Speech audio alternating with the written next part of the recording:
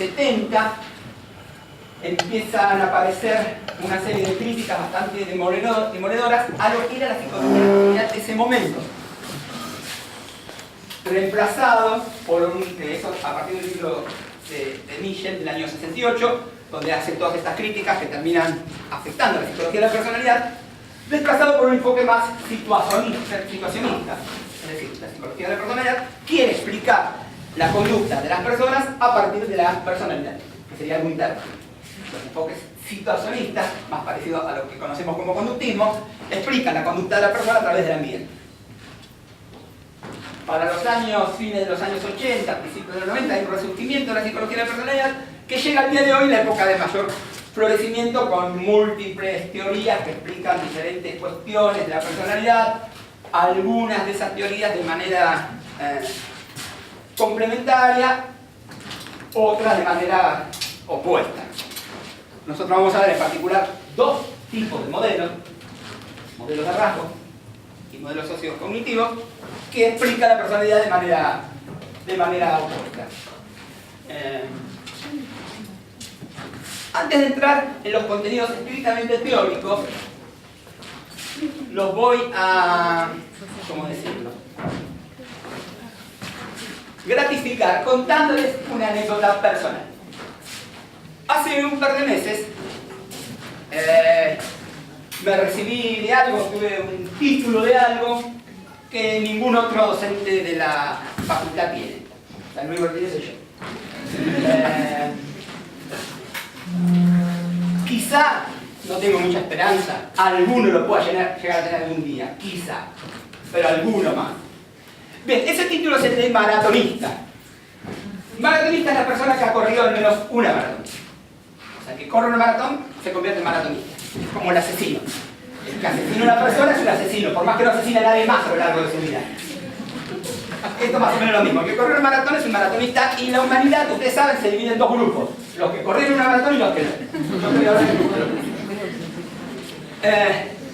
la maratón, que es la distancia, o sea, en ocasiones se llama maratón a cualquier carrera, y no, la maratón es la carrera de 42 kilómetros, 195 metros, que se hace en honor a, se encuentra historia, un soldado griego, de unos 2000 y pico de años, que ganó una batalla entre Grecia y los persas en la ciudad de Maratón. Maratón estaba a unos 40 kilómetros de Atenas. Pie de página. Porque si la maratón actual recrea esa historia, son 42 kilómetros y no 40. Bueno, es otra anécdota que no viene al caso porque tiene unas connotaciones negativas para mí. La cuestión es que estaba esta batalla en Maratón, y los griegos de Atenas sabían que si perdían esa batalla, iban a quemar todo lo que pudieran quemar, iban a matar a todas las mujeres y a todos los niños para que no cayeran como esclavos de los persas. Los griegos ganan la batalla, y había unos soldados especiales que informaban de lo que pasaba y se iban corriendo de un lugar al otro. El soldado que tuvo que llevar esta noticia, según cuenta la historia, Filípides, se fue corriendo los 40 kilómetros de Maratón a Atenas para avisar que habían ganado, que no mataran a nadie.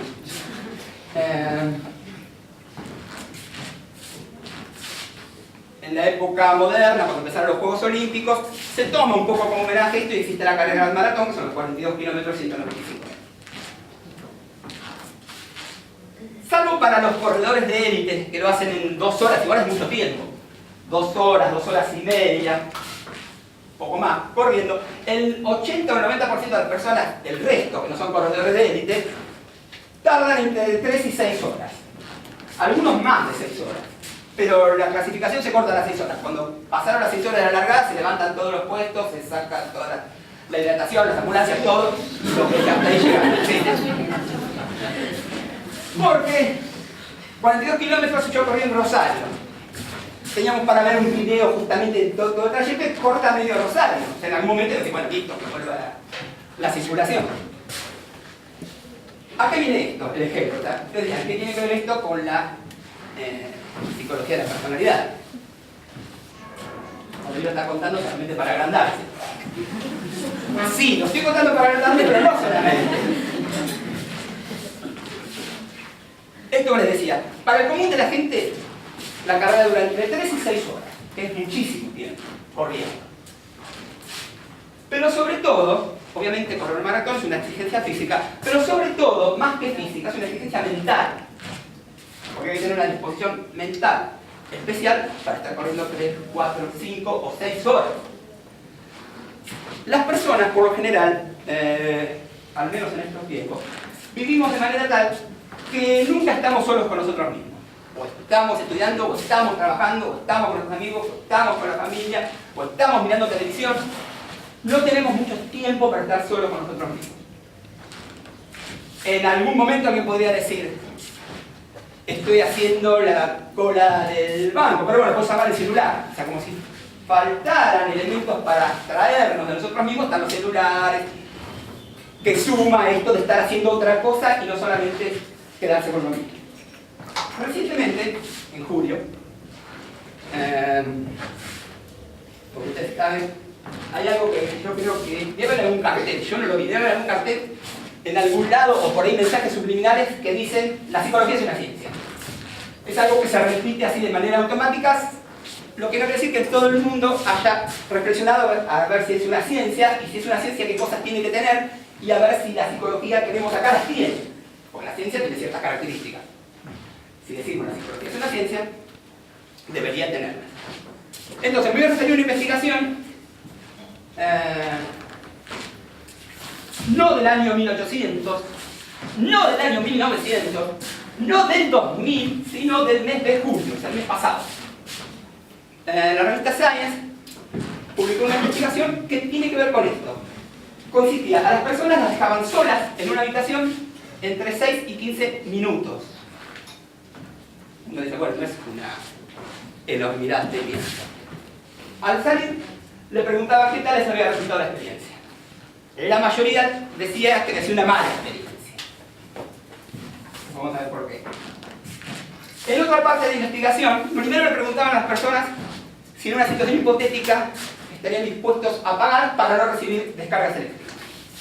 Si daban a elegir entre recibir descargas eléctricas molestas, ¿no? O sea, no que ocasionaran algún daño, y pagar, preferían pagar.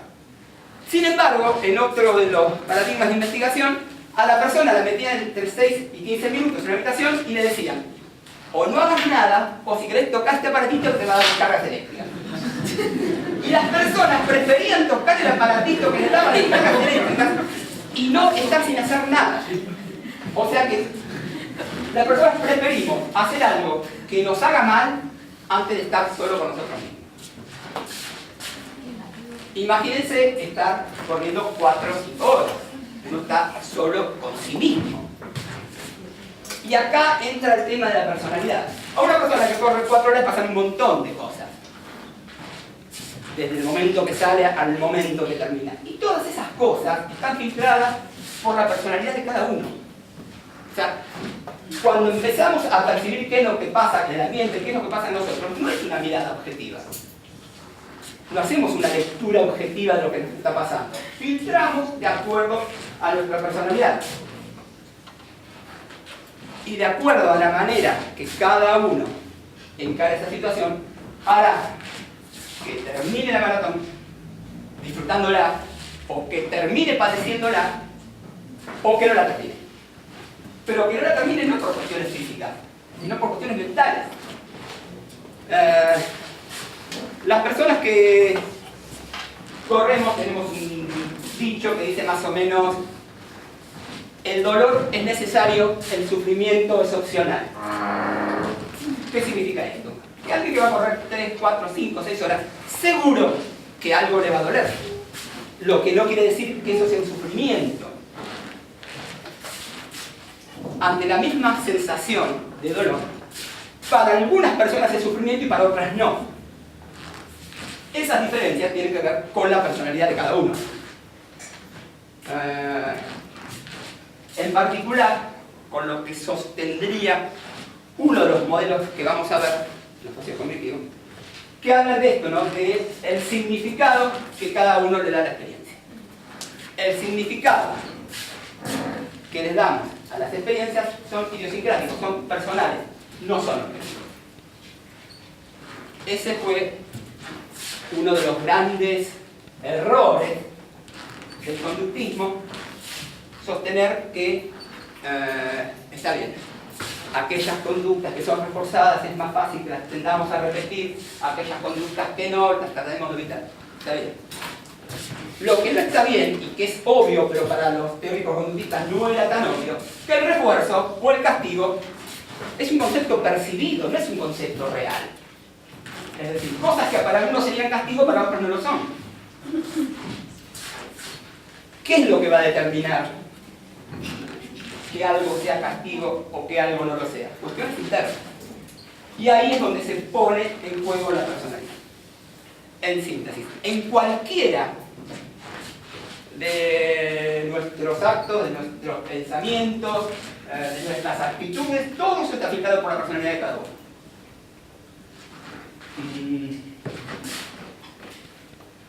Por eso, lo que para algunos termina siendo una experiencia de padecimiento, para otros la misma experiencia no. En honor a la verdad, como para no agrandarme yo solo, sí soy el único docente que puede correr la maratón, pero hay dos no docentes que también la pueden correr, que son Luis Lazo, el bedel de la tarde, lo deben conocer, y Sergio Isi, que por ahí no lo conocen porque trabaja en las oficinas de docencia. O sea, los docentes lo conocen. Bien. Necesitaría el proyector.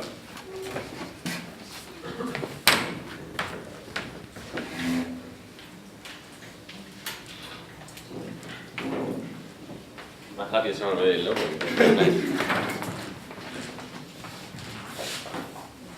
Estoy tratando de acordar la hilación de cosas que tenía en internet.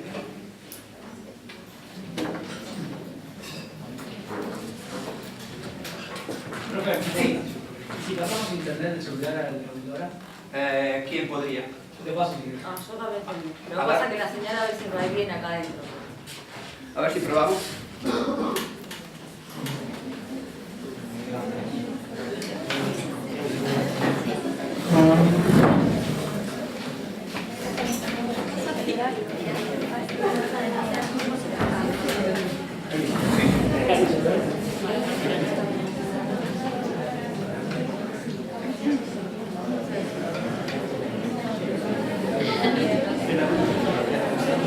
La compu.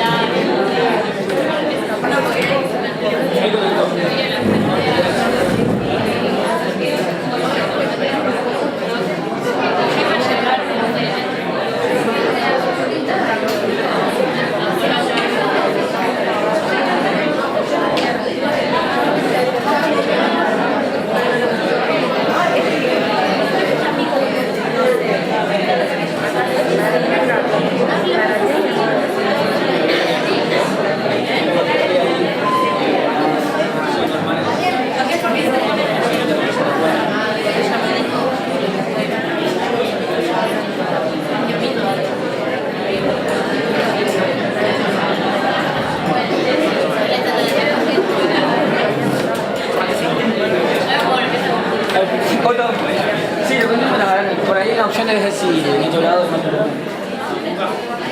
No, aquí más.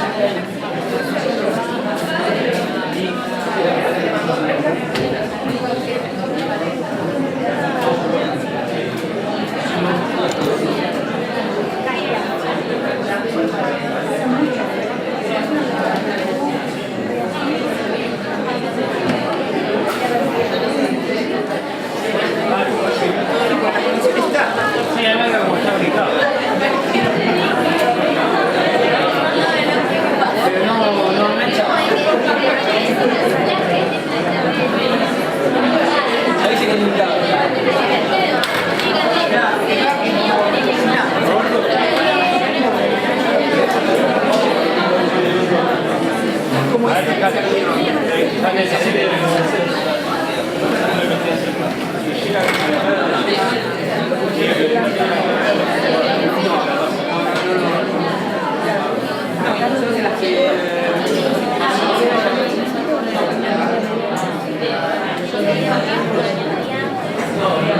Bien color. ¿Ninguna de esas? ¿Ninguna de esas? Rarísimo, voy siempre ando. Bueno, retomemos, no hay caso. Igualmente esta parte que necesitaba internet es para ver la primera unidad, que es de lectura sencilla, que es una introducción a la psicología de personalidad, un poco esto que les estoy diciendo. Relacionado con esto, bueno, hay diferentes definiciones respecto a qué es la personalidad, cada una secada hacia el autor de acuerdo al modelo teórico de ese autor. ¿Qué aspectos les parece que serían fundamentales para incluir en una definición de lo que es personalidad? ¿Bien?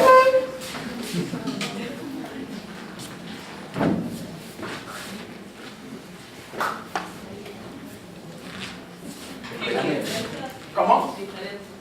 ¿Diferencias entre? Bien. La personalidad tiene que ver con las diferencias individuales. O sea, por la personalidad, todas las personas somos distintas. Esto es tan así cuando estamos hablando de personalidad normal. Durante el curso vamos a hablar de personalidad normal. En personalidad patológica es medio como que las diferencias de personalidad empiezan a desaparecer y cuanto más patológica, más tiende a parecerse las personas. Pero en personalidad normal, características que nos hacen diferentes unos a otros. ¿Qué más? Temperamento. Bien, temperamento, ya que salió el tema. Hay tres conceptos que suenan parecidos, en algún momento se han intercambiado, se han usado como sinónimos y que no lo son. Y son personalidad, temperamento y carácter. Hoy para referirnos a personalidad usamos personalidad. Cuando hablamos de temperamento, estamos hablando de la base biológica de la personalidad. Los modelos factorialistas son modelos temperamentales, porque apuntan a cuál es la base biológica de la personalidad. Y el carácter, que sería el otro concepto, tiene que ver con aquellos aspectos adquiridos, construidos o aprendidos de la personalidad. ¿Qué otras características les parece que tiene la personalidad? ¿Hace que las personas seamos diferentes? ¿De dónde surge? ¿Cómo? De las experiencias. Parte de las experiencias, que sería con el carácter, y parte de la naturaleza biológica de cada uno. Es decir, todos los autores, cualquiera sea su marco teórico, dirían, la personalidad está conformada por el temperamento y el carácter. La diferencia es que algunos le dan mucho más peso al temperamento y otros le dan mucho más peso al carácter. Que esa es un poco la controversia de la psicología de la personalidad actual. Como decíamos, siguiendo con las características de la personalidad, son cuestiones que se mantienen estables a lo largo de la vida y hacen que las personas respondan de manera similar en situaciones diferentes. Surgen este interjuego entre los factores biológicos y los factores ambientales. Y son características que tienden a ser muy difíciles de cambiar. Ya sea que apuntemos hacia el temperamento o hacia el carácter, una vez que la personalidad está establecida en la edad adulta, 18 o 20 años, son características muy difíciles de cambiar. Entrando un poco en los dos temas, los dos modelos preponderantes, yo decía, están los modelos sociocognitivos y los modelos factoriales. Tanto en un caso como en el otro corresponde el plural, porque no hay un único modelo factorial, hay muchos modelos factoriales. Por ahí, los más destacados en la actualidad, lo vamos a ver esto en la próxima clase, hablan de 5 factores de personalidad. Pero hay más de un modelo pentafactorial. Otros modelos hablan de 3 factores, de 7 factores, y cada uno explica la personalidad a su manera. Dentro de los modelos sociocognitivos también hay una larga serie de autores que presentan propuestas similares en un punto y diferentes en otro. Michel, que ya lo nombré, Bandura, Rother, Kelly, que es un autor que ya falleció, pero que también vamos a ver en la clase de hoy, particularmente, que es lo que decía Kelly, presentan diferentes alternativas, lo que serían los modelos sociocognitivos. En lo personal, tengo una especie de escisión que no llega a ser patológica, creo, que es, en la práctica profesional como terapeuta, utilizo modelo sociocognitivo, muy similar a algunas de las cuestiones que vamos a ver sobre Kelly ahora. En investigación acá en la universidad trabajo con un modelo factorial, el modelo de los 5 grandes, que de hecho con Rubén Ledesma desarrollamos un instrumento para evaluar personalidad con los 5 grandes, el listado de objetivos para evaluar personalidad, que posiblemente alguno lo haya contestado en algún momento, ya sea cuando estamos haciendo el instrumento o en diferentes investigaciones que están haciendo hoy día con ese instrumento. Pero bueno, esto vamos a ver más la semana que viene. En esta primera parte, que las tenemos que saltear por la cuestión de internet, bueno, estaba lo que son las definiciones de personalidad, un breve acercamiento histórico, que algunas cosas ya he mencionado, y detallando un poco más esto de la rivalidad entre los modelos factoriales y los modelos cognitivos. Pero vamos a pasar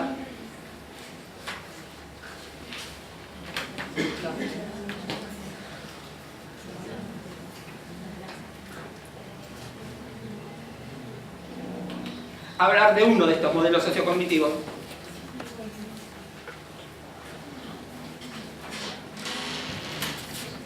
el de Kelly. Como verán acá, George Kelly vivió entre 1905 y 1967, o sea que se murió hace como 50 años. Entonces la pregunta puede ser, ¿cómo, si estamos hablando de tendencias actuales, aparece un autor que se murió hace 50 años? No suena muy actual. Porque es una circunstancia bastante extraordinaria.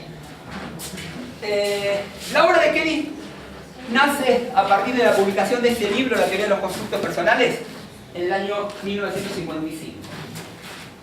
1955, ¿cuál era el paradigma teórico dominante? ¿Cómo? No estaba el cognitivismo todavía, desde los años fines de los 60. O sea, conductismo. Era el conductismo de Skinner.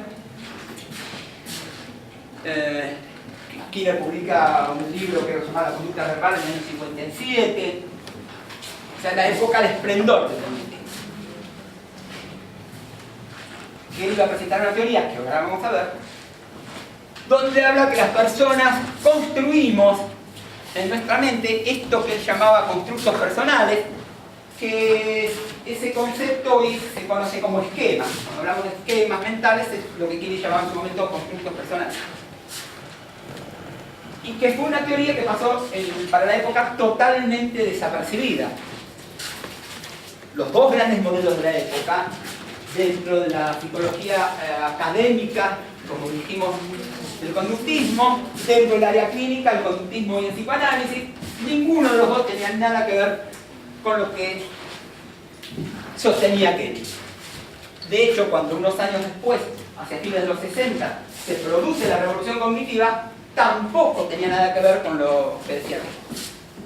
Porque la primera psicología cognitiva habla del ser humano como procesador de información, que pasa algo parecido a lo que yo decía del conductismo, que no es que esté mal eso. Lo que pasa es que es muy limitado. ¿Los seres humanos procesamos información? Sí. Está bien, sí. ¿Eso explica el funcionamiento mental de las personas? No. O sea, si bien lo que decían los primeros cognitivistas estaba bien, resultaba de manera similar a lo que decía el conductismo, muy limitado para explicar el funcionamiento de la mente humana. O sea, seguía pasando el tiempo, ya había caído el conductivismo, empezaba el cognitivismo, pero las ideas de Kelly seguían sin aparecer dentro de lo que es la psicología. Recién, hacia mediados de los años 80, Kelly ya se había muerto, cuando se produce la segunda revolución cognitiva, basada en las críticas hacia la primera revolución cognitiva, vienen a la luz los conceptos que Kelly había presentado cerca de 30 años antes. Por lo tanto, si hacemos una línea del tiempo, desde el año 1900, más o menos cuando nace el conductismo, a la actualidad, está la revolución cognitiva en los años 60, estaba Kelly en 1955, está la segunda revolución cognitiva en los 80, y ahí es donde se retoma esto que había presentado Kelly. Los modelos sociocognitivos actuales tienen mucho, han usado mucho de lo que Kelly decía hace 60 años. Yo siempre digo, hablando de estos temas, que hay muchos psicólogos que tienen fama merecida, hay muchos que tienen fama inmerecida, hay algunos que no tienen fama, merecido también que no la tengan, y algunos que no la tienen pero merecerían tenerla. Por ahí el que más merecería tenerla, que no tiene tanta, es este hombre, George. Porque mucho de la psicología actual es lo mismo, o muy similar, por algún desarrollo posterior a lo que él decía hace 60 años. De hecho, en su texto, Kelly reconoce esta dificultad de ubicarse teóricamente dentro de alguna de las corrientes de psicología de la época. Que le decía, lo mío no es psicoanálisis ni ninguna corriente psicoanálisis. Tampoco es humanista, menos que menos conductista.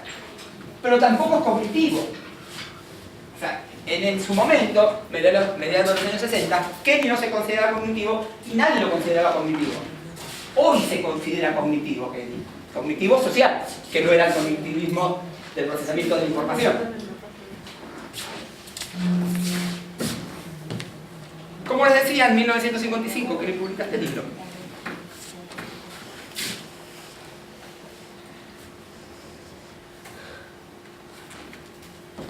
Donde se preocupa por explicar, por entender cómo los seres humanos miramos e interpretamos al mundo de manera idiosincrática. Kelly se dio cuenta en esa época que toda postura psicológica es personal. Las personas construimos nuestra personalidad, después vamos a ver un poquito más en detalle cómo, y esa construcción es personal.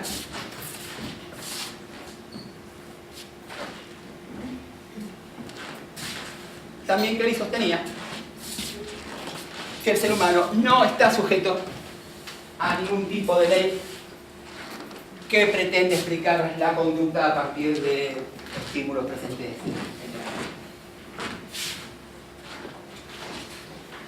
Esto que les digo que en su momento Kelly no se reconocía entre ninguno de los modelos teóricos, tiene que ver con algo muy importante, que es dónde se pone el peso de la teoría. Ciertos modelos que uno puede llegar a decir son antagónicos, opuestos, son el psicoanálisis y el conductismo, ¿verdad? Uno no diría son dos modelos teóricos hermanados. Sin embargo, lo son. Para el conductismo, la persona actúa de acuerdo a su historia de recuerdo, ¿verdad? O sea que el peso está en el pasado. De acuerdo a cómo haya sido reforzado o castigado en el pasado, la persona va a actuar. Para el psicoanálisis, el peso está en las vivencias infantiles, que también es el pasado. Kelly fue el primero en darse cuenta que el funcionamiento de la mente se explica mejor por el futuro que por el pasado. En el sentido que las personas nos comportamos de manera tal que al comportarnos estamos anticipando cómo nos va a ir. O sea, ¿por qué las personas hacen tal o cual cosa? Porque creen que de esa manera van a obtener tal o cual consecuencia del futuro. Este fue el primer modelo que puso el peso de los procesos mentales en el futuro y no en el pasado.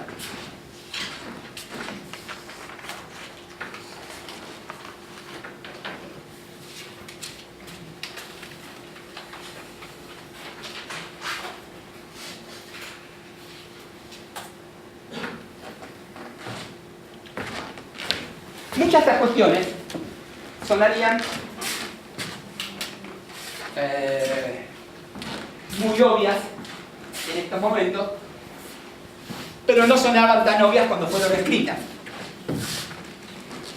Decía que nunca podemos decir la última palabra sobre la realidad. El conductismo, el cognitivismo, el procesamiento de la información, son posturas más objetivas, entre comillas. A lo que creería que la objetividad no existe, que cada uno percibe, comprende al mundo, a los demás, de acuerdo a su manera de ver. Y su manera de ver depende de sus constructos personales.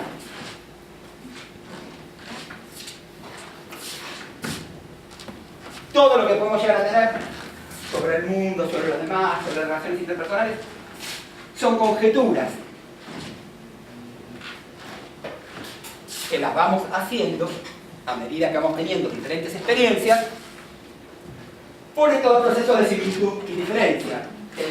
En la construcción de esos constructos tendemos a agrupar ciertos fenómenos porque son similares y separarlos de otros que son diferentes.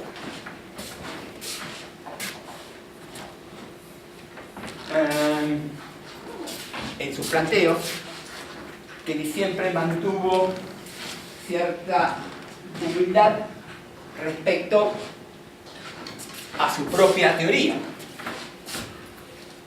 Porque si él decía que las personas percibimos la realidad de acuerdo a nuestros constructos, que esos constructos pueden ser falibles, que son conjeturas, como justamente el peso está en el futuro, yo actúo de manera de predecir cómo me va a ir, pero a lo mejor no me va así.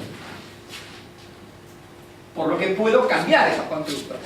Entonces, si yo pienso que las personas funcionamos de esa manera,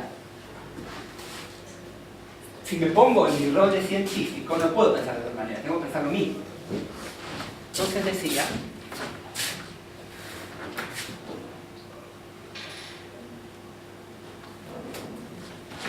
en un texto que se llama La construcción humana de las alternativas de 1958, eso que dice ahí que no sé si se llega a ver de todos lados. ¿Se lee en el fondo? Lo leo. Este trabajo es un artículo.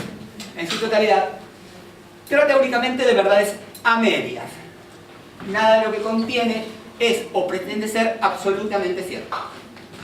Sus afirmaciones teóricas son constructos solo parcialmente exactas de los acontecimientos, los cuales a su vez son percibidos de manera parcial.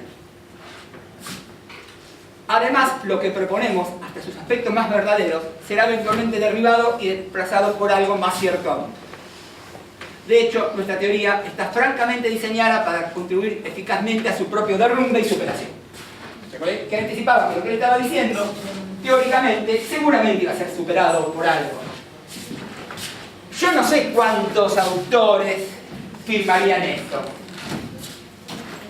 De hecho, todavía hay conductistas que siguen diciendo que el conductismo es la mejor manera de entender cómo actuamos las personas.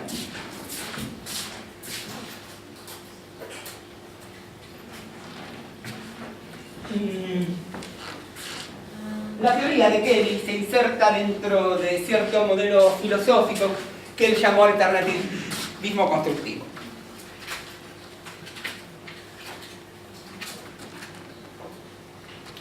¿Qué es esto? Un poco lo venimos hablando. Cada persona crea en su mente cierto conjunto de constructos cognitivos acerca del ambiente, de los demás, del mundo. Por lo tanto, la realidad no es algo que se nos manifieste directamente, sino que es lo que leemos a través de los constructos personales. Mediante los constructos personales, hacemos predicciones acerca de nosotros, de los demás, y sobre las cosas, y eso guía nuestras acciones. Pero como decíamos hace un rato, hacemos predicciones que pueden estar, pueden ser acertadas o pueden ser erradas. La cuestión es que el alternativismo constructivo significa que cuando las consecuencias de nuestras acciones no son las que esperamos, podemos modificar nuestro sistema de construcción.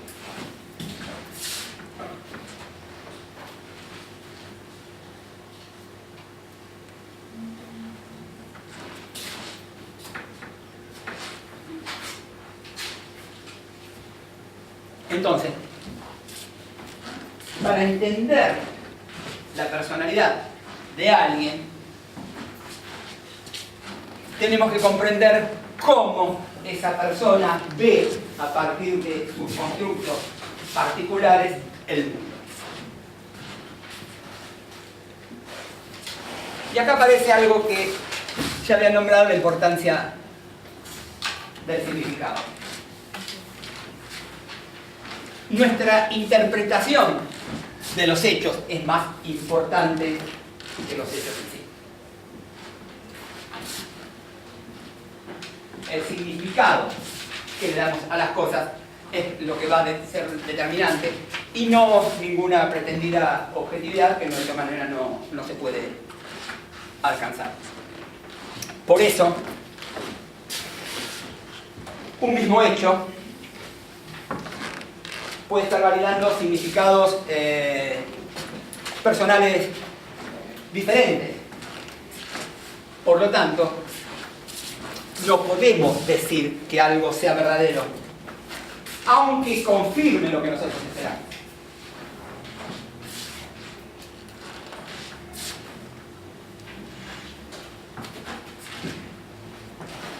Un ejemplo respecto a esto de la importancia del significado y también respecto a la diferencia entre dolor y padecimiento. Si vemos a dos personas que pesan 35 kilos, 40 kilos, las dos, ese mismo hecho, las dos personas hicieron ciertas cosas para terminar pesando 40 kilos, las dos personas adultas. O sea, para una persona adulta llega a pesar 40 kilos, tiene que hacer algo. Es distinto el mismo hecho si una de las dos personas está haciendo una huelga de hambre y la otra tiene anorexia. Las dos hicieron lo mismo, que es no comer, pero el significado que le dan a ese no comer es distinto en un caso y en el otro. Para una persona ese no comer va asociado al padecimiento y para la otra podrá ir asociado al dolor, pero no al padecimiento.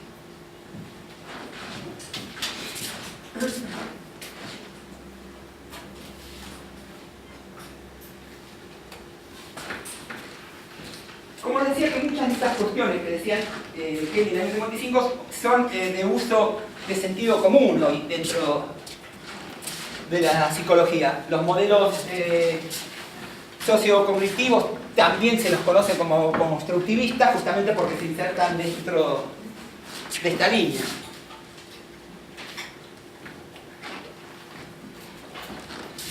Y hoy sí es de uso común sostener esto, ¿no? Que el conocimiento depende del marco referencial, que no conocemos la realidad tal cual es, sino cómo la podemos llegar a percibir.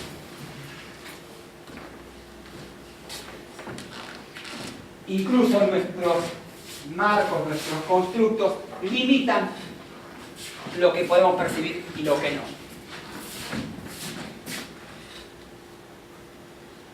Hay un autor, Philip Dick, un escritor de ciencia ficción, para mi gusto uno de los mejores escritores de ciencia ficción, que en uno de sus textos, del año 69, si no me equivoco, sí, del año 69, un texto de ficción, escribe esto que aparece ahí. Que lo mismo, hoy suena de sentido común. En el año 69 no lo decía nadie, estaban los conductistas en el año 69. Un fenómeno se percibe dentro de la estructura perceptual del que percibe. Mucho de lo que ves al percibirme es una proyección de tu propia mente. Yo tendría otro aspecto totalmente distinto para otro sistema perceptual. Hay tantas visiones del mundo como seres se miran en él.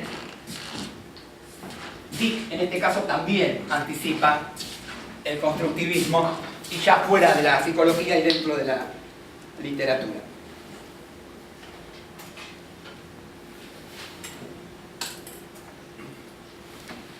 Por lo tanto, para los modelos sociocognitivos no hay una única realidad, una única verdad esperando ser descubierta,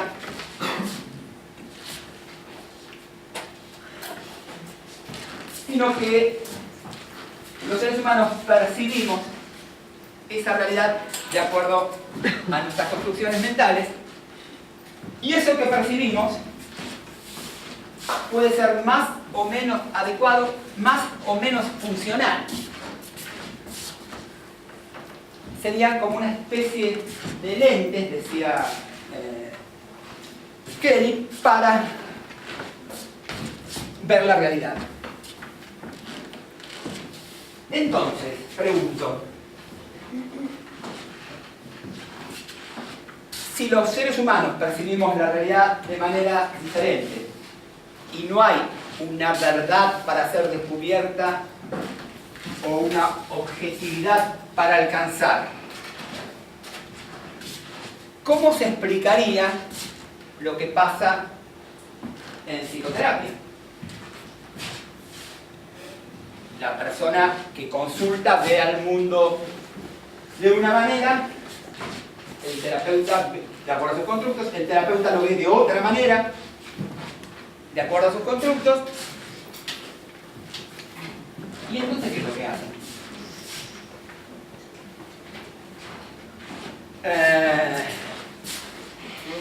Los terapeutas más asociados con el paradigma de procesamiento de la información la tienen más fácil, porque uno procesa bien, uno de los dos procesa bien, ¿quién es? El terapeuta, el otro procesa mal. Es muy fácil, el que procesa mal tiene que empezar a procesar bien, o sea, procesar como procesa la gente normal, por ejemplo el terapeuta. Eso es la revolución gratuita. Pero acá no estamos diciendo nada de eso. Acá estamos diciendo que ninguno de los... O sea, no corresponde el procesa bien o procesa mal. Son maneras distintas de procesar. ¿Qué es lo que pasa entonces? Y como las lentes son individuales, el terapeuta no le puede pasar sus lentes para que el paciente perciba la realidad como la percibe él.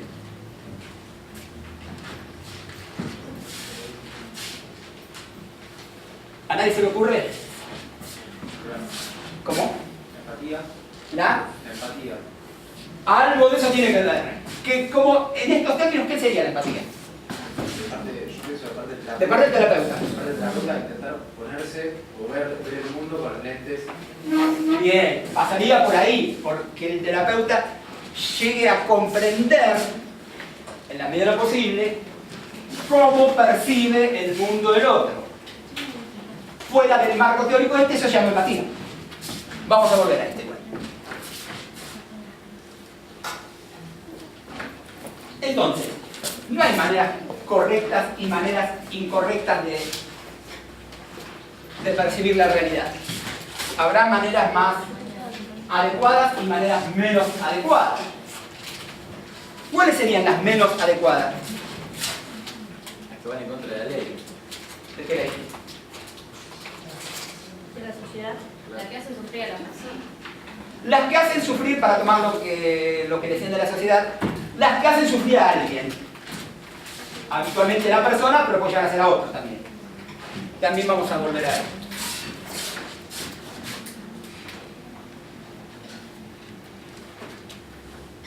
Por esta cuestión del alternativismo constructivo, tenemos la posibilidad de revisar o reemplazar nuestros constructos por otros si no nos resultan ineficaces. Incluso, para decir que lo podemos reemplazar aunque nos resulten eficaces, porque no sabemos si no habrá otros más eficaces que esos. Por lo tanto, de acuerdo a este marco, esto es algo que no sostendrían los modelos factorialistas, la personalidad es estable, pero a su vez susceptible de cambio al mismo tiempo. Cuando veamos los modelos factorialistas, vamos a ver que esta cuestión del cambio está mucho más limitada.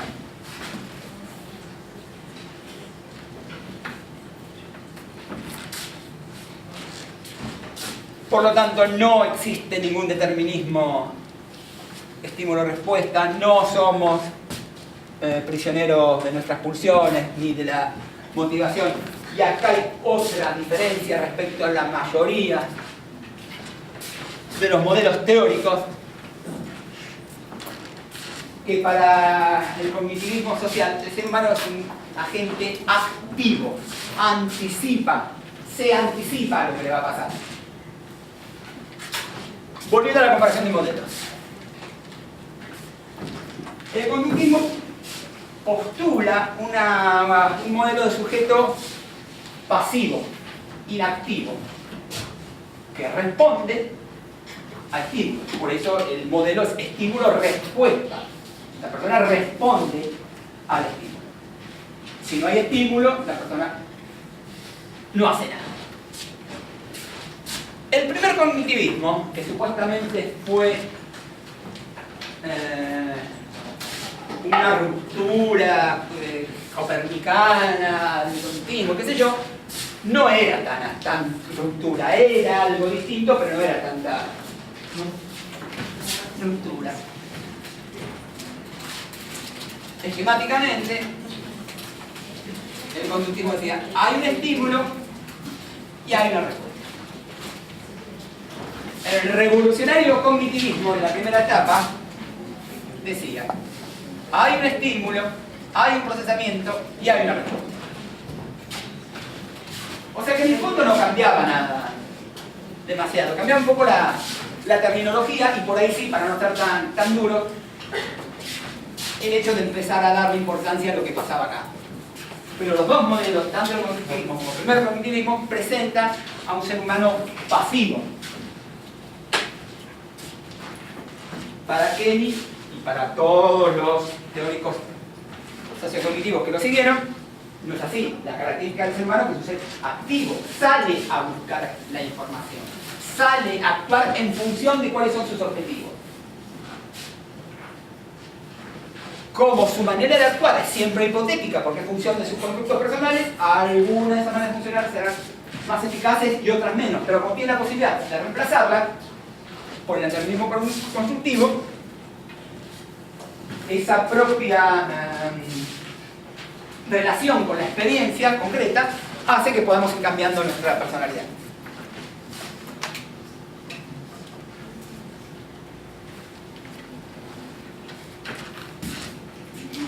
Kenny basa o ejemplifica su propuesta en lo que él llamó la metáfora prodigiosa. ¿Qué le decía? ¿Qué es lo que hace un científico? Tiene una hipótesis respecto a ciertas cuestiones. Esa hipótesis la pone a prueba y la evidencia que obtiene puede ser que confirme la hipótesis o que la desconfirme. Si la desconfirma la puede cambiar. Así funciona la mente del científico. Decía Kelly. El error de muchos teóricos, decía Kelly, es creer que esa manera de funcionar es propia de los científicos pero no del resto de la gente. O sea, si todas las personas funcionamos así. O sea, que el ser humano funciona, su personalidad funciona de la misma manera que funciona la mente del científico. Tenemos un sistema de constructo, anticipamos cómo nos va a ir si nos comportamos de esa manera, lo llevamos a la experiencia y podemos llegar a cambiar el sistema de constructo si lo que está pasando no se corresponde con lo que esperábamos.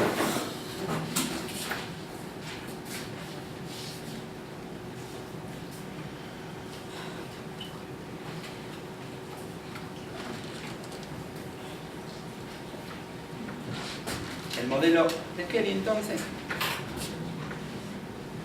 propone un ser humano activo que va a enfrentar el mundo de acuerdo a sus constructos personales.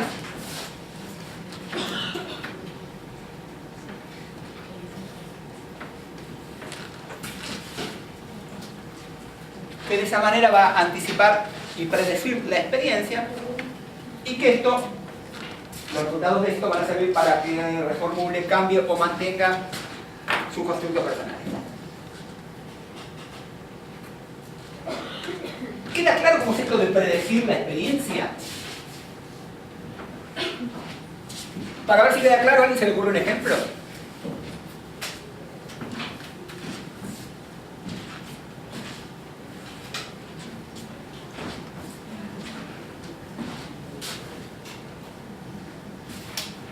Porque de predecir puede sonar un tanto metafísico, por llamarlo de alguna manera. Pero no es así. Sí. ¿Cómo?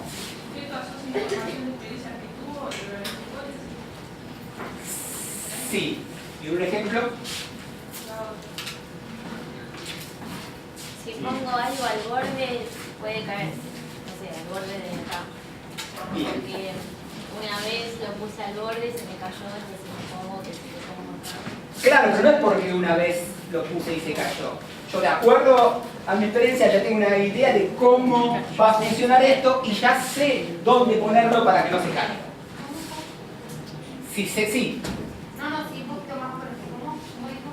De acuerdo a mis constructos personales, siguiendo el ejemplo de dónde tengo que poner esto para que no se caiga, lo voy a poner donde yo creo que no se va a caer.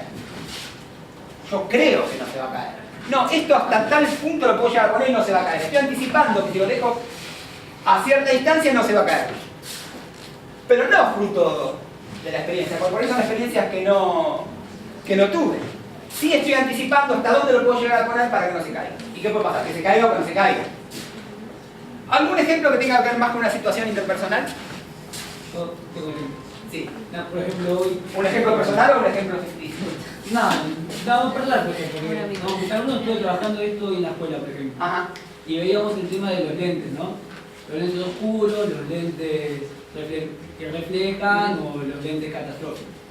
Entonces, depende, esos pensamientos automáticos que salían, por ejemplo, el constructo personal.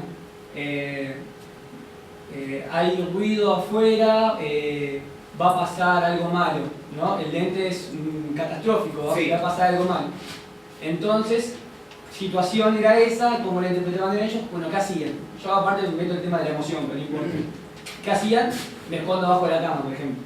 Entonces, a partir del constructo personal de ese ruido, a mí me da miedo, el lente que está de fondo es el lente catastrófico, Bien. actúo de cierta manera. Bien. ¿Cómo podría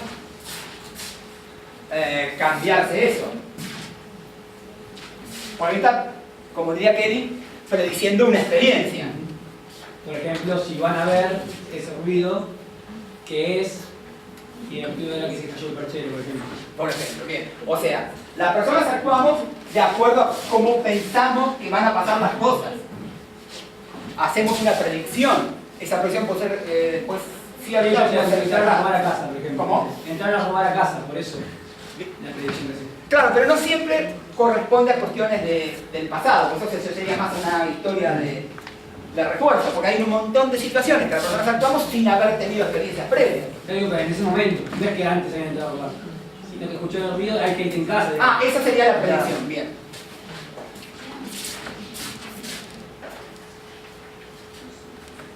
La teoría de Kenny se reduce a cierto, lo que llama postulado fundamental, y a una serie de corolarios.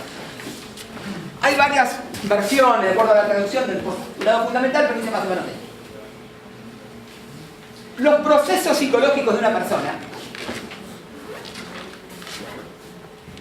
va a decir, el funcionamiento de la mente de una persona,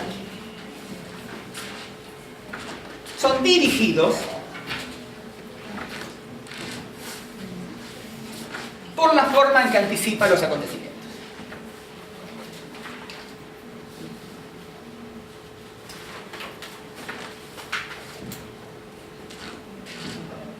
Un caso más, no sé qué más sencillo, pero más respecto a lo que es las relaciones interpersonales.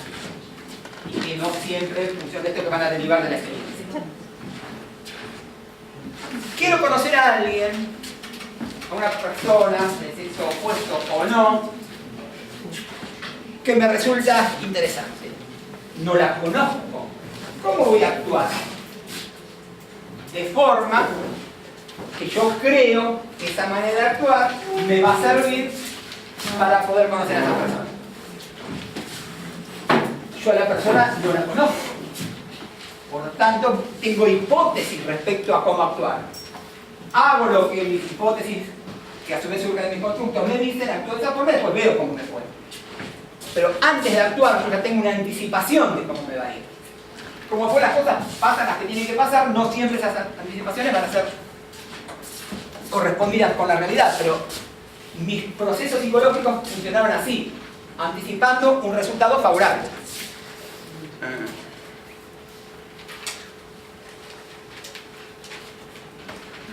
Por lo tanto, cada vez que actuamos, tenemos una idea de cuál va a ser el resultado de nuestras acciones. Otro ejemplo. Perdón, profe, Sí. pero no necesariamente tiene que ver con un repertorio de experiencias propias. No. Justamente. Puede ser justamente a través de una aprendizaje observacional, como dice Bandura. Bien, podría ser. Cuando vemos Bandura vamos a ver más esto en detalle. Pero no se corresponde a una historia de refuerzo, porque muchas veces no tenemos historias sobre alguna de estas diferentes situaciones en las que estamos actuando. ¿Cómo sería eso? ¿Cómo sería qué cosa? Justamente eso, no tener una historia, no conocer, ¿cómo respondimos a algo que no conocemos en absoluto? Mediante una hipótesis que nos dice qué es lo que mejor podemos hacer. Esa sería la manera de los constructos que tenga esa persona, que no necesariamente se relacionan con experiencias directas con ese hecho en particular. O sea que habría como cierta creatividad, digamos, que última si algo no se sabe, no hay experiencia, no se sabe nada sobre eso, se hipotetiza, Exacto. mediante creatividad no puede pasar. Sí, o sea, Buscando eso. diferentes cosas que uno pueda relacionar con eso, tal vez. ¿Cómo? Buscando diferentes conocimientos que se relacionen o no, pero tirando una hipótesis. Es el mismo papel que tiene la hipótesis dentro del conocimiento científico. El conocimiento científico, en el terreno que sea, llega a un límite que cuando aparece un problema que hay que resolver, lo primero que hay es una hipótesis. Pero la hipótesis no surge de la historia pasada, que no estaría resuelto, es algo nuevo. O sea, ¿cómo actuamos? ¿Cómo actúa el científico ante esa situación nueva? Si por una situación conocida ya forma parte del marco teórico, pero ese no es el problema. El problema aparece cuando hay una situación nueva que no está resuelta. Cuando hay algo no está resuelto, se formula una hipótesis y se la lleva a prueba. El caso de los constructos personales es lo mismo. Tenemos hipótesis que anticipan, de acuerdo a nuestro entender, cuál es la mejor acción. Pero es una hipótesis.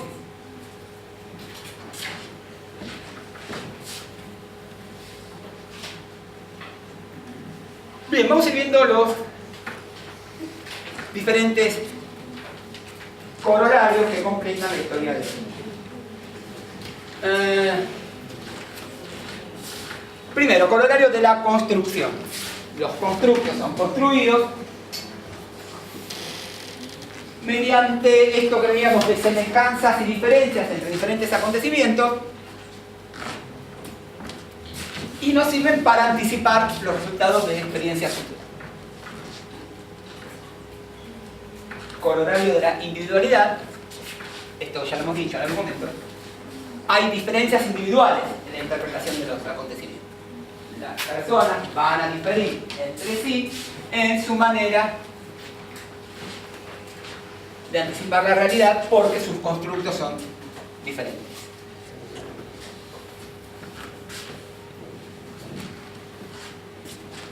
Corolario de la organización. Los constructos están organizados dentro de cada persona y también, como son individuales, están organizados de manera diferente. Cada persona va a desarrollar un sistema de constructos organizado por él y que no necesariamente tiene que corresponderse con organización de constructos de otra persona.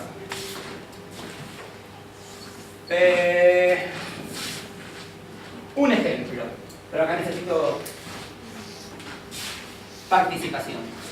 ¿Qué pueden decir de una persona introvertida?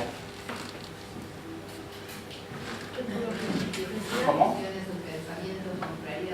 ¿Cómo? Perdón, no escucho. Manifiesta sus pensamientos, sus emociones con claridad para los demás.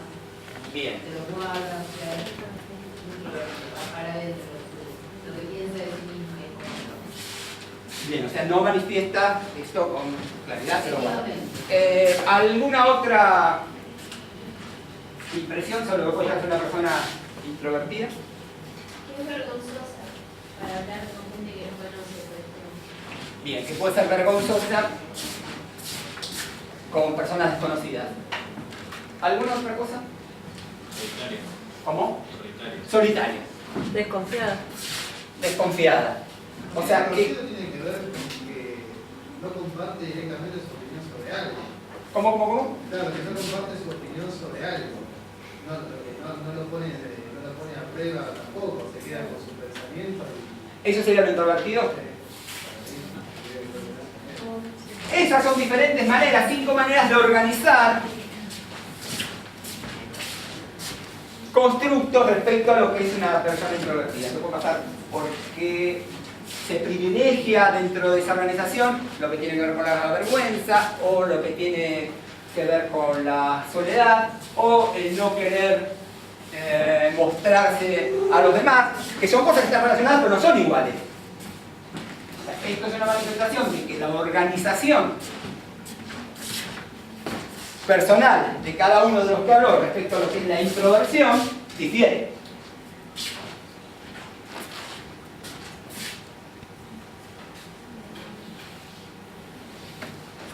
Cuarto, corolario de la dicotomía. El sistema de construcción de una persona se compone de un número finito de constructos dicotómicos.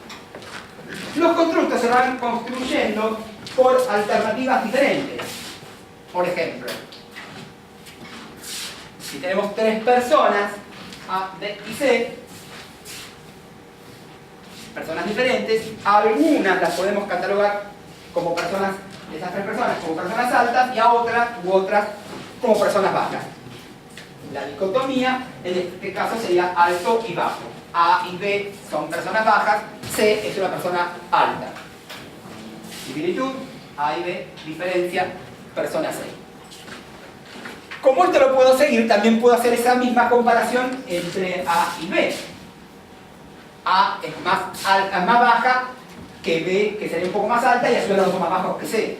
Mediante ese tipo de comparaciones dicotómicas vamos construyendo nuestro sistema de construcción. Lo mismo lo vamos a usar para decir si hay personas buenas y personas malas, etc.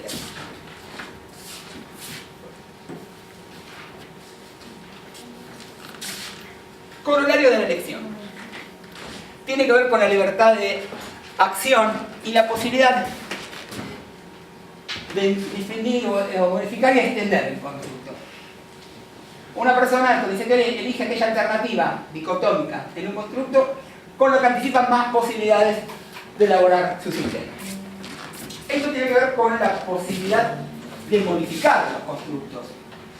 De acuerdo al alternativismo constructivo, no todos nuestros constructos van a ser eficaces o adecuados para lo que pretendemos, pero tenemos la posibilidad de modificarlos.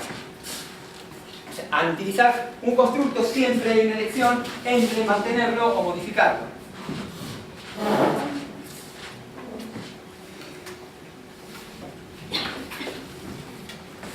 Corolario de rango. Cada constructo solo es útil para cierto ámbito o cierto rango de fenómenos que pueden existir en el mundo. O sea, la utilidad de cada constructo es limitada a su foco de acción.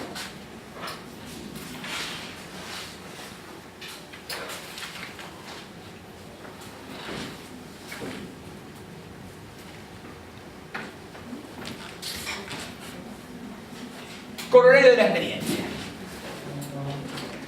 Como utilizamos los constructos para anticipar experiencias nuevas, o sea, lo vamos utilizando, al exponerlo a esas experiencias nuevas, podemos ir modificando el alcance que tiene ese constructo. Por ejemplo, también participación. ¿Qué implica el respeto?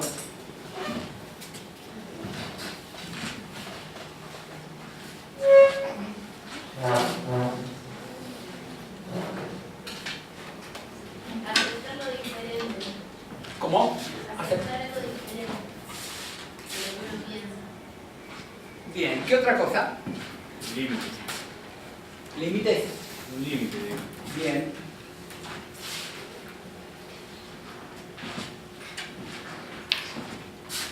Lleguemos al terreno de qué significa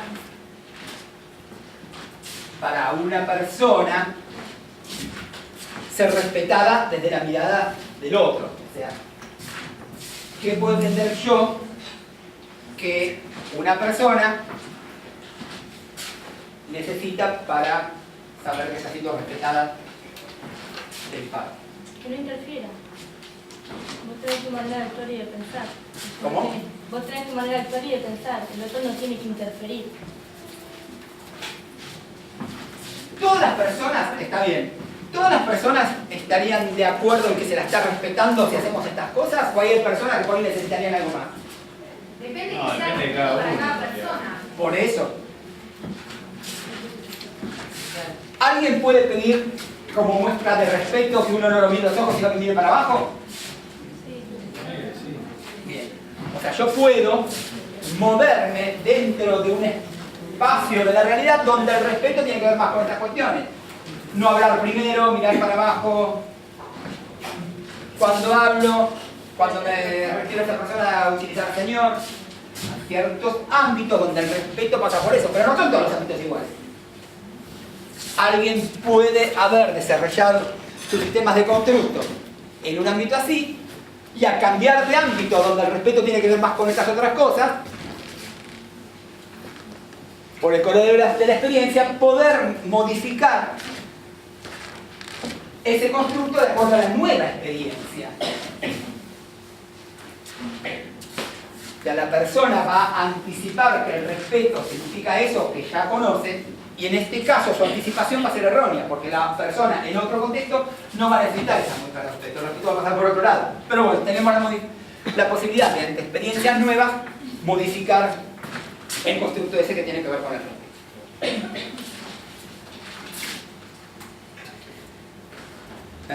Esto lo vamos a retomar, que viene ahora lo que se llama ciclo de la experiencia, donde hay una anticipación mediante el sistema de constructo, un compromiso personal, una implicación personal con esa situación, el encuentro con la situación que va a confirmar o desmentir la anticipación y eventualmente una revisión constructiva que tiene que ver con la anticipación. O sea, si no confirmo lo que había anticipado, tengo la posibilidad de revisar eso que anticipé. Por distintas cuestiones, o sea, no hay una regla que si confirmo mantengo y si desmiento cambio. Hay situaciones en las que puedo confirmar y cambiar y hay situaciones en las que puedo desmentir y mantener. Lo vamos a ver luego en los ejemplos.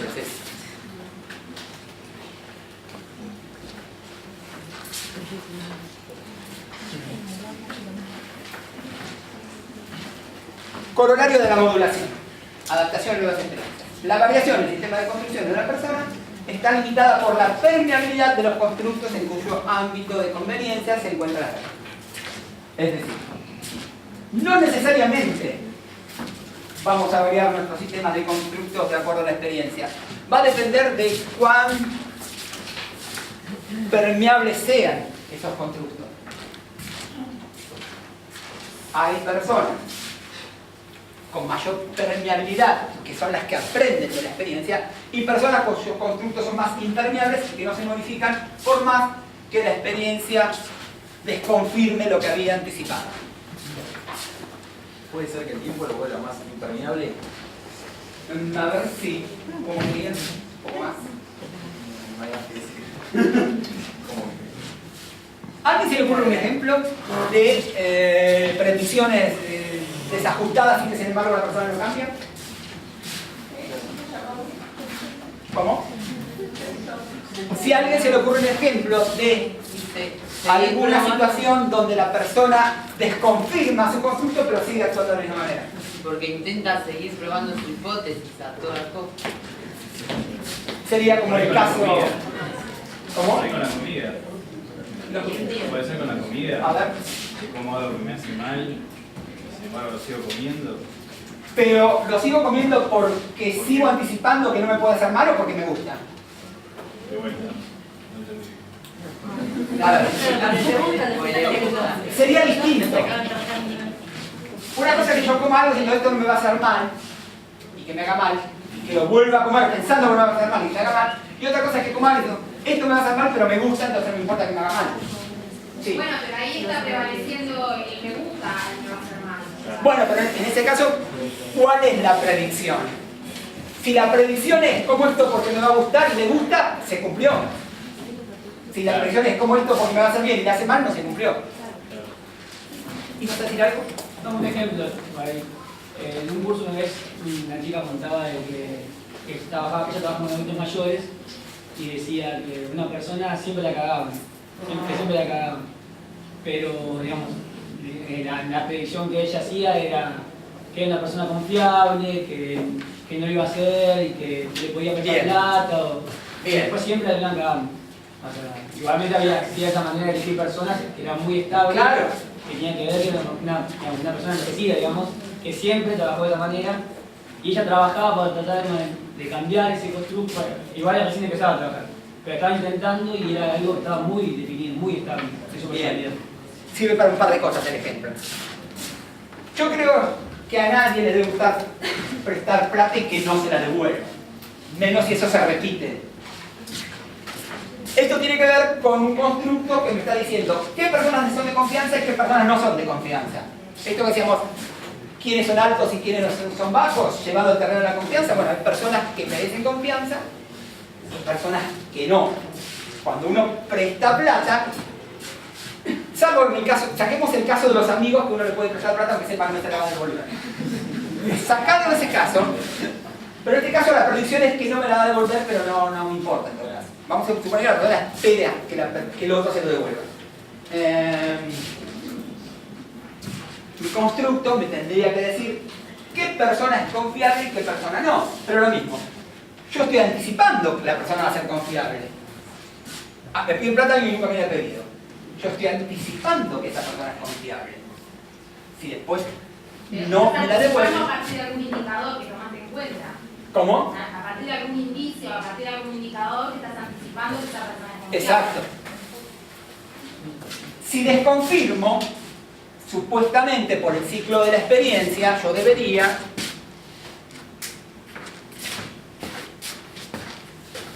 revisar mi constructo de confiabilidad. En el caso del ejemplo, esta cuestión dicotómica entre confiables y no confiables tenía un sesgo hacia lo confiable, o sea, todo el mundo caía dentro de confiable y que pese a las experiencias repetidas no cambiaba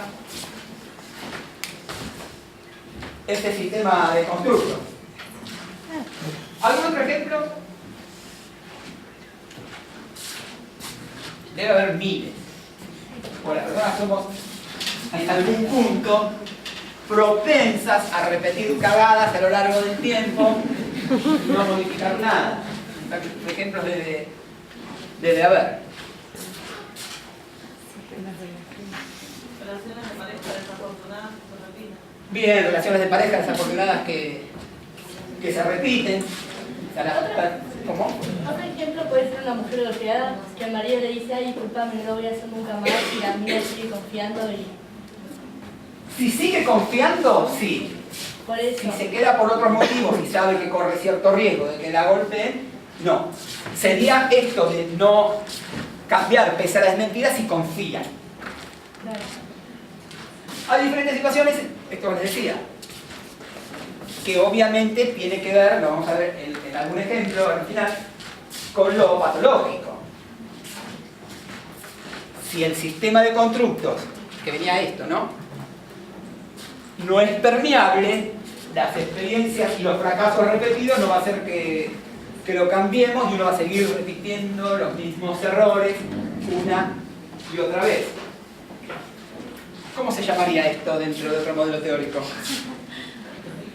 ¿Qué? ¿Cómo se llamaría esto de cometer errores una y otra vez y no cambiar? Compulsión a la repetición.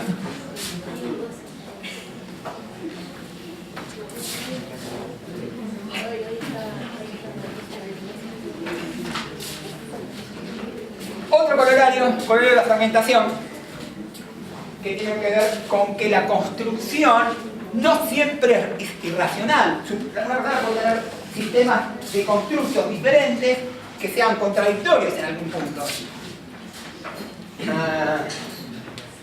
Por ejemplo, ser una persona que no creo que sea un ejemplo muy estrafalario, una persona que se dice creyente pero a su vez cree en la astrología. Esos dos sistemas de constructos están en contradicción, porque parte de ser creyente tiene que ver con el libre albedrío y justamente la astrología no tiene que ver con el libre albedrío. O ser creyente y creer en una curandera, en una santa, etc. Serían dos sistemas de constructos que se aplican a la misma esfera de la realidad y que resultan contradictorios entre sí, pero pueden estar. ¿Eso crea conflictos en la persona? ¿Cómo? ¿Eso crearía conflictos en la persona? No necesariamente, porque si apareciera el conflicto tendría que haber alguna modificación en alguno de los dos. Salvo que entren en contradicción en un caso concreto, de que una persona, por ser creyente, cree que tiene que cumplir con ciertas pautas religiosas y las cumple. Pero a su vez, lee el horóscopo pensando que Mongueto, que escribe en la revista no sé qué cosa, le va a anticipar a ver bien Venus y Marte y cómo están, y que, o sea que no entran en contradicción los dos constructos. Y los últimos, que tienen particular importancia,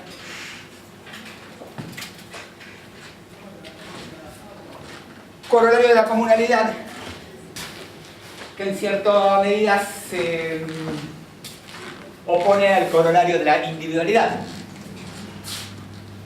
Y habla de que puede haber semejanzas entre las personas al interpretar los acontecimientos. O sea, si vivimos en una misma sociedad y compartimos muchas cosas con los demás, seguramente nuestro sistema de constructos tendrá algunas similitudes con las personas de nuestro entorno. Dice que en la medida que dos personas emplean una construcción similar de la experiencia, sus procesos son psicológicamente similares.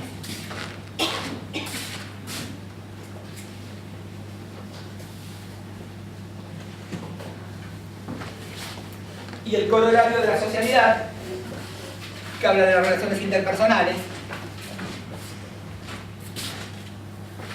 y sostiene que una persona puede desempeñar un rol, y acá hay que rescatar este concepto de rol, que lo vamos a ver un poquito más, en un proceso social que implica a otra en la medida que construya los procesos de construcción de aquella.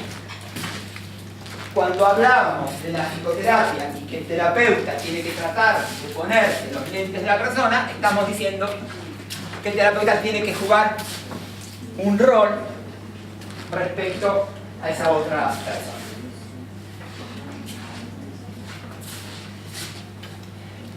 Este corolario de la sociabilidad tiene que ver con algo que también hablamos, que es la empatía.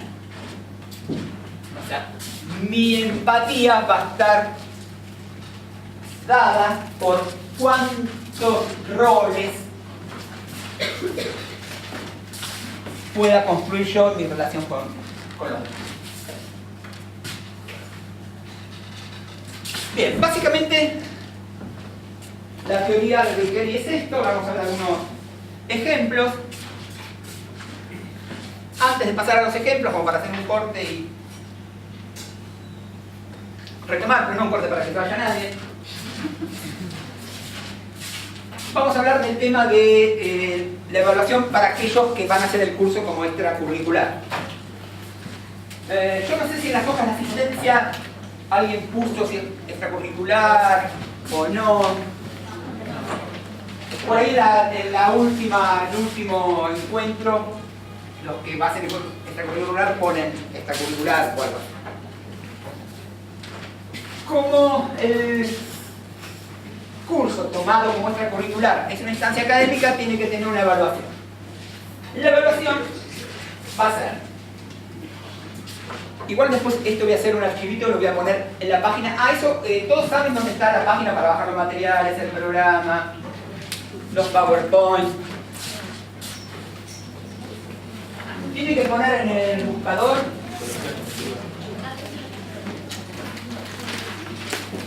personalidad MDP como Mar del Plata, todo junto, y aparece arriba de todo en la búsqueda. Es una página de Google Site, barra, no sé qué cosa, personalidad MDP. Pero poniendo personalidad MDP aparece. Ahí van a estar todos los materiales teóricos, los PowerPoint, lo que quería mostrar hoy por internet, lo que vimos, el programa, y va a haber un archivito donde están las condiciones para la evaluación. Respecto a los textos, sí. Bien, los dos de Kelly ya están en impresiones para fotocopiar. Y si alguno de los otros, porque todos los demás están digitalizados, si alguno quiere impresión de los digitalizados, se dirige a impresiones y lo encargan. Porque como algunos pueden querer y otros no se van a imprimir en cantidad. Pero los pueden tener digitalizados, bajados de la página, o piden que se los impriman en impresiones y también los pueden tener ahí. Sobre los materiales, ¿y eso alguna duda? Bien. Respecto a la evaluación. Puede ser de individual o de hasta 2 personas, en pareja lo pueden hacer. Y consta en una pequeña monografía que puede llevar 2, 3, 4 hojas, no mucho más que eso, donde elijan un tema de los que vamos a ver a lo largo del curso.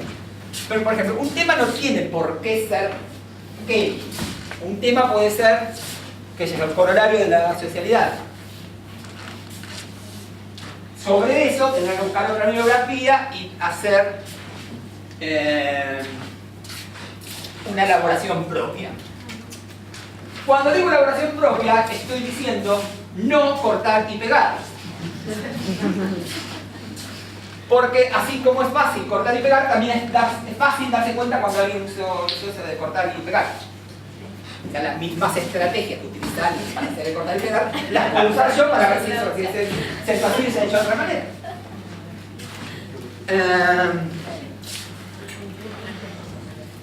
Pongamos más o menos una fecha, la que termine el curso, no sé, de acá a fin de año, me pueden mandar a mi dirección de correo electrónico, después el archivo con el tema que ustedes dijeron y el desarrollo que ustedes hayan elegido. ¿Está claro el tema de la evaluación? Bien. Yo aconsejaría que no sean temas muy amplios porque va a tener que estar muy sintetizado. Porque si podemos hacer un trabajo de 2 hojas sobre el corolario de la socialidad y como tema elegimos Kelly, ¿cómo hacemos para que no entre todo Kelly en 3 hojas o 4 hojas? O sea, puede ser un tema muy particular, muy específico, con algún tipo de desarrollo personal que puede estar sacado de una bibliografía anexa que ustedes consiguen o elaboración personal propia de que lo está escribiendo. Bien.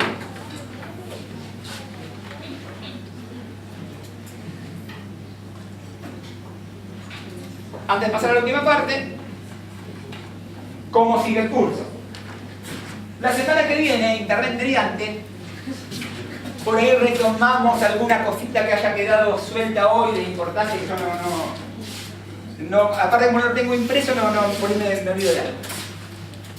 Vamos a ver otro modelo sociocognitivo más actual, que es el de Bandura. Bandura estaría entre los psicólogos que tienen fama y que se la merecen. De hecho, hay un ejercicio que me gusta hacer con los alumnos que, a decir verdad, tiene algo de sadismo, pero muy poco. ¿Qué es? Sobre todo cuando son alumnos avanzados, decirles, bueno, piensen por favor en un psicólogo importante, muy importante, cuyos aportes hayan sido muy importantes a la psicología, con la condición, y acá ya empezamos a decir, bueno, con esta condición voy a agregar, algunos de ellos van a estar y otros no, con la condición de que esté vivo. Ese es el toque sádico de... Claro, ¿cómo vivo? No hay psicólogos importantes vivos. El más vivo que conozco, de todas maneras, los gusanos ya han hecho su trabajo y ya ni siquiera se puede reconstruir el cadáver. Bien. Para mí, Bandura es uno de los psicólogos vivos más importantes. Está tan bueno el ejercicio que si les doy, está bien, no, por ahí es muy exigente, vivo, ya está bien. Les doy 5 años de muerte, que tengan hasta 5 años de muerte. Y sigue siendo igual de sádico, porque... Milo, que sería otro de los psicólogos importantes, murió hace unos... El año pasado, fin de año. Bueno, ¿y cuál es el psicólogo vivo? Fernández Álvarez. Bien, Fernández Álvarez, una respuesta tramposa para congraciarse con... no sé. Pero bueno, también Fernández Álvarez está entre mis psicólogos más importantes vivos. ¿Quién más? ¿Quién? Todos los que estamos nombrando, excepto Fernández Álvarez, sí, Beck está vivo, también es importante, pero el está vivo es...